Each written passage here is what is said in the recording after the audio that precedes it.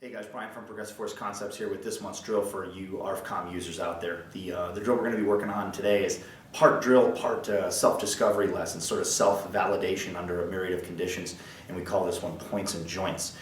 There's a lot of controversy out there, a lot of discussion amongst actual practitioners and trainers alike regarding the proper position for a weapon to be carried in when moving over overland terrain, when searching, whatever it may be. And the most two common camps that people fall into is either a muzzle up or a muzzle down position. Whether we're talking about the handgun, whether we're talking about the carbine, if you fall into the absolute camp of muzzle up or the absolute camp of muzzle down, we think that you're going to find under a little bit of scientific validation that your protocols are going to be lacking. When we call this drill points and joints, what we're referring to is a combination of 3 points and 3 joints which must be in proper alignment in order to take and fire the weapon. The points that we're talking about, we're referring to, you can see we have a diagram drawn up here on the board. Point number 1 being the eyes of the shooter.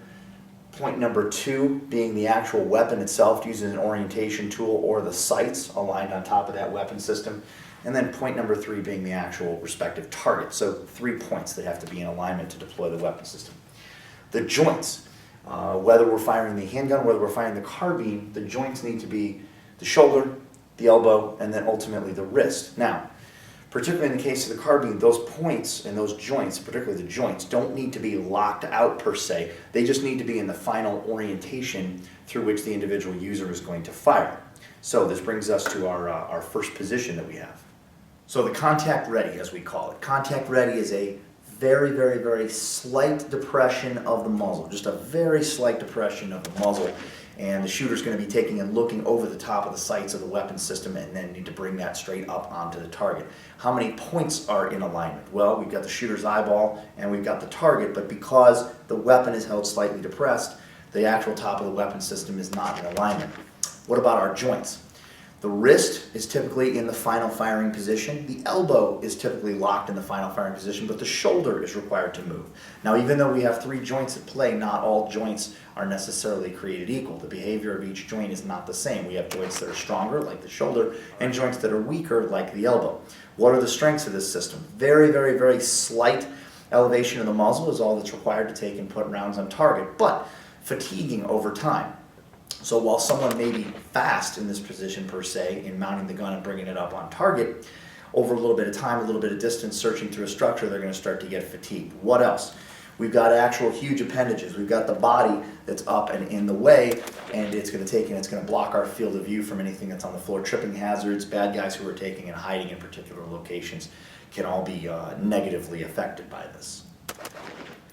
Another problem with the contact ready position is as we approach doorways or we approach corners, if that muzzle is extended out into that contact position, when we come upon that doorway, if there's an adversary on the inside, they can easily take and reach out, block, snatch, or move the weapon.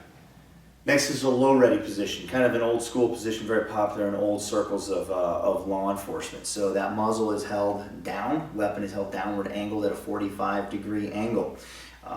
Better, it's less fatiguing, but one of the problems with the low ready position is when the shooter takes, if they mount the weapon straight up, the last thing they're going to pick up is the actual sights of their weapon, typically as they overshoot the target, or we get a tuning fork effect.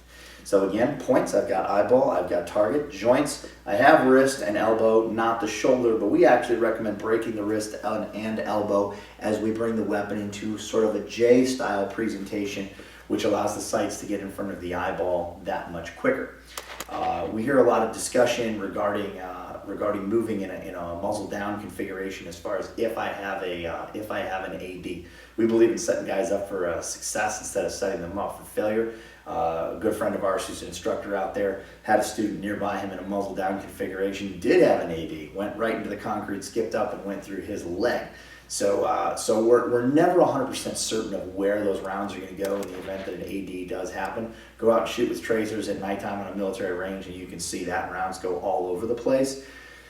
Manual selector trigger finger discipline, muzzle discipline is a must when we do this, but one of the other things that happens is when we've got that muzzle down, particularly with the long gun, if an individual has to run over terrain, just simply put it on the clock. Take and run a 100-yard dash with that weapon to muzzle down configuration and see how radically or negatively affected the individual shooter's time is, particularly as the feet start going out in front, and you'll see you're going to actually wind up muzzling yourself.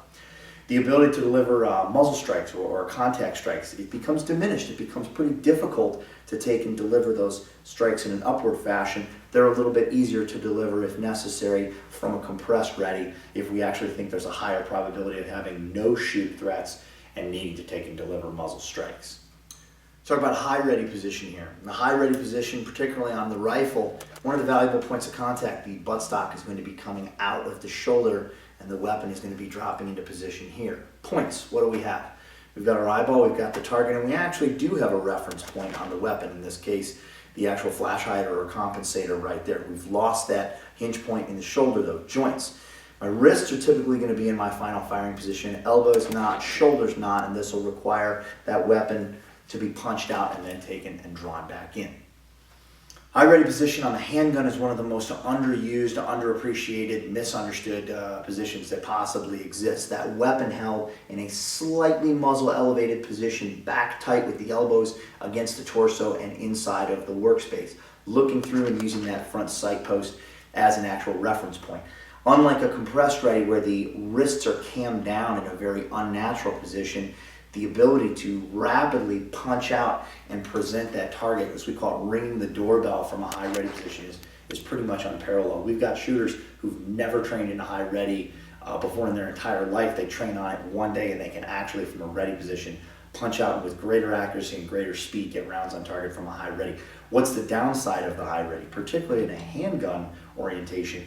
Getting located behind a teammate in a stack, that muzzle with that slight elevation upward takes and can easily muzzle the upper extremities or the head of the shooter in front of you. So remember, no one of these positions is the end all be all. And our final position, or carry actually in this case, is a high port position. For running overland, for moving overland, particularly with the carbine, nothing comes even close to the high port position. We can't emphasize this enough. Putting this on the clock versus taking and running overland in a muzzle down position, there is no contest whatsoever. With that weapon held muzzle up and the ability to take and pump the arms and just move in a natural stride, natural cadence. Also, it guarantees that if I fall, my muzzle's less likely to plug into the dirt. Falling from a muzzle down position right here, that muzzle into the dirt and the buttstock coming up, striking oneself in the chin, the mouth, anything along those lines. So what is the drill in points and joints? It's very, very simple. I'd like you guys to take a series of tasks, whether it be approaching a doorway, holding the weapon for an extended period of time, running across overland terrain and simply putting it on the clock, and try each and every one of these positions. And what you'll find is that every one of them has their perfect niche where they're the ideal configuration to carry that weapon, and every one of them has their shortcoming where they are bar none the worst position that you can possibly carry that weapon in. Don't restrict yourself to the narrow paradigm of muzzle up, muzzle down, muzzle compressed, muzzle tight, strong hand, support hand, etc., etc. You have all these limbs, you have all these angles, all these orientations, put them to your use. Give it a try. Stay safe.